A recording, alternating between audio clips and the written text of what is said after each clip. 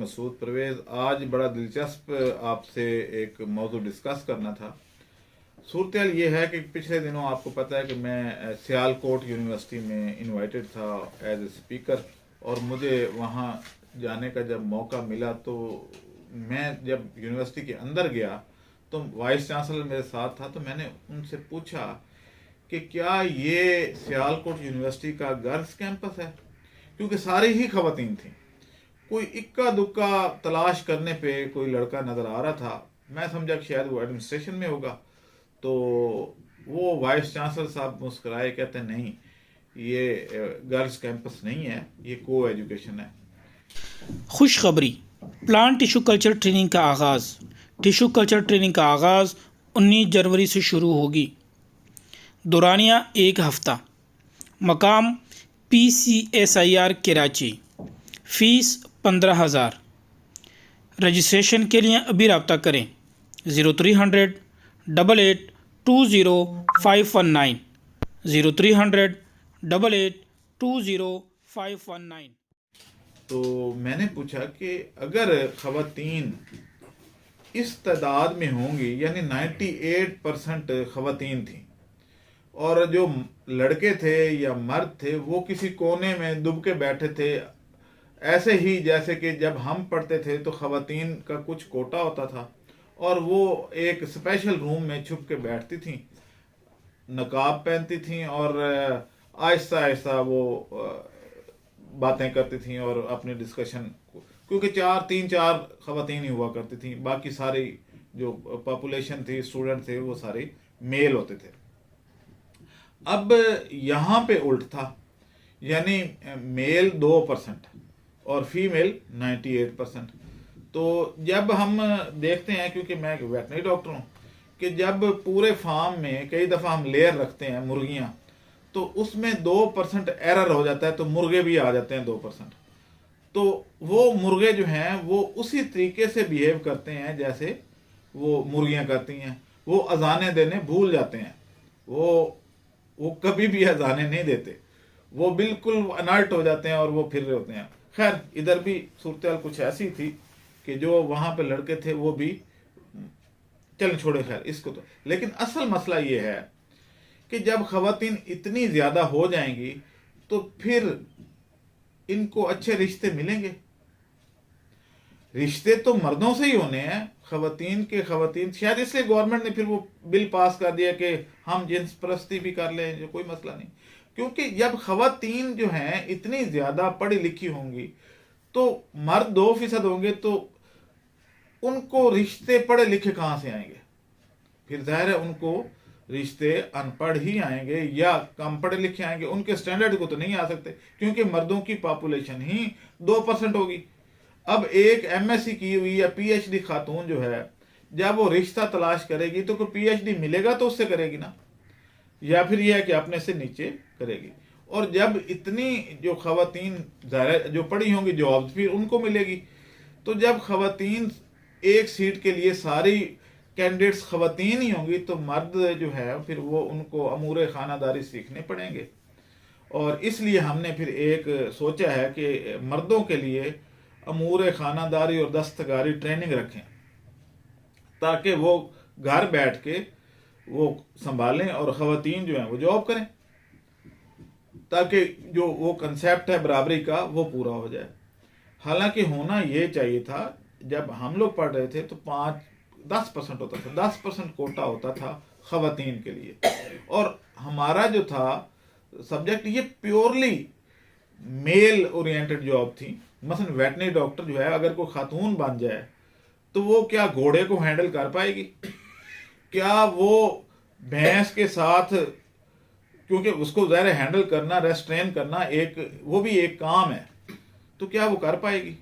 क्या वो दूर दराज इलाकों में, देहातों में जाके तो किसी जानवर की ट्रीटमेंट कर पाएगी?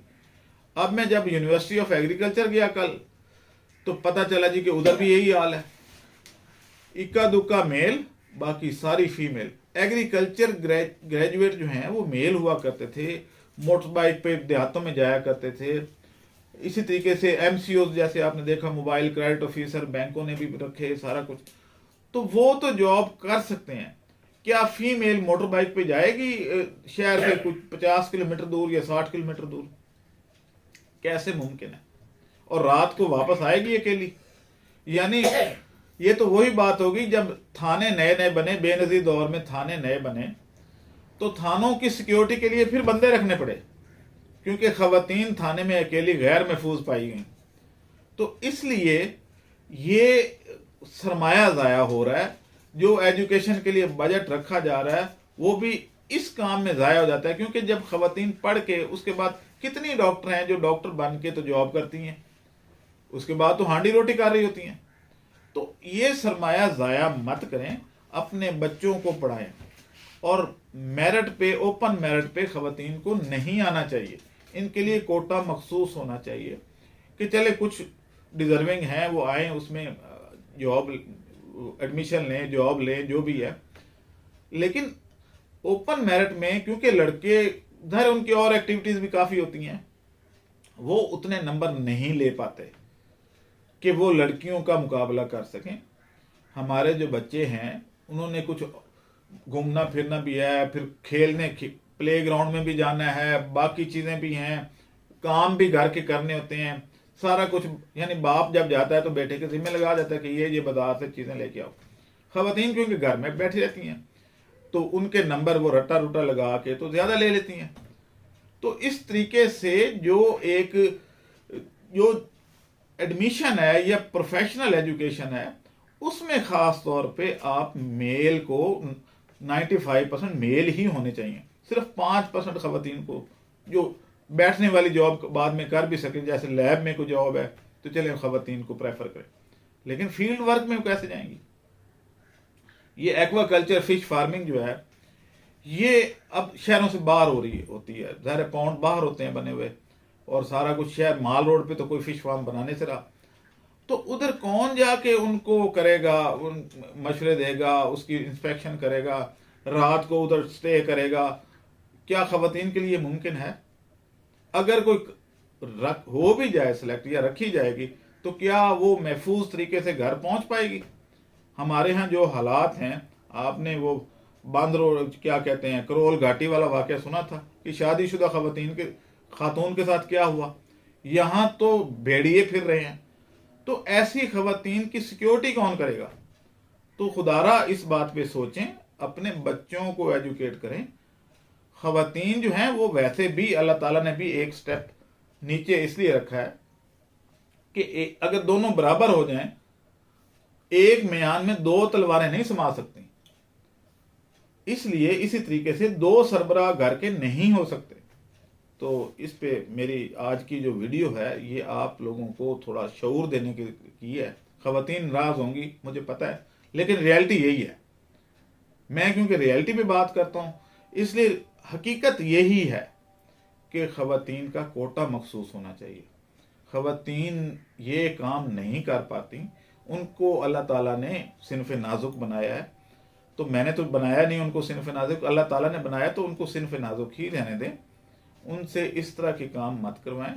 जैसे कि कोरिया में मैं एक दफ़ा, यानी वहाँ पे इवन लोडिंग का काम भी औरतें ही करती हैं, और मैं यूके में रहा हूँ तो वहाँ पे मैंने ये देखा कि खवातीन की कोई हेल्प नहीं करता, खुद ही अपना बोझ उठा के, उनसे उठाया भी नहीं जाता, और वो रख रही होती हैं, उतार रही होती हैं, कोई बंदा उठ के उनकी हेल्प नहीं करता। तो हमारा जो कल्चर है उसको वैसे ही रहने दें।